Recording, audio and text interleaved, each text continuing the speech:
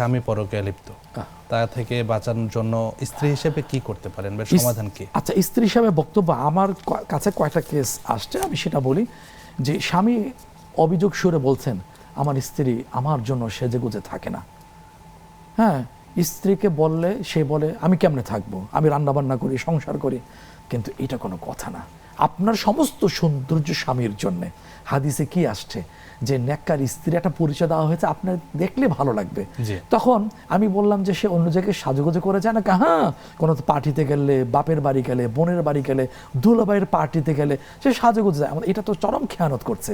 এই জন্য আমি বিনয়ের সাথে বলবো, সম্মানিতা বোন, আজকে এই যে বিশেষ করে শিল্প বিপ্লবের পর এই কাণ্ডটা ঘটেছে, সেটা হলো আমরা যারা শুনছি, আমি খুব সম্মান রেখেই বলি, আমার কথা কেউ আঘাত পাবেন না, আমার অনুরোধ থাকলো যে আপনি ঘরে আপনার যতটুকু সম্ভব যে স্বামীর উপস্থিতিতে একটু শরীরটাকে পবিত্র রাখা, আকর্ষণীয় রাখা, সেজেগুজে থাকে, এটা আমাদেরও দায়িত্ব, স্বামীদেরও দায়িত্ব। কিন্তু আপনারাও এই কাজটা করবেন। দ্বিতীয় কথা, আপনার কমনীয় কথায়, প্রেমসুলভ কথায় আপনি স্বামীকে চেষ্টা করবেন, ইনশাআল্লাহ তিনি ওগুলো থেকে বিরত থাকবেন। আর আমাদের জন্য আরেকটা বক্তব্য হলো, রাসূল বলেছেন নজর যাচ্ছে, তাকাচ্ছ, ওই যে তোমার স্ত্রীর মধ্যে যা আছে তার মধ্যে তাই আছে। আজকের হাদিসের কথাটা বলে ফেললাম আলোচনা বিষয়টার সুবিধার্থে।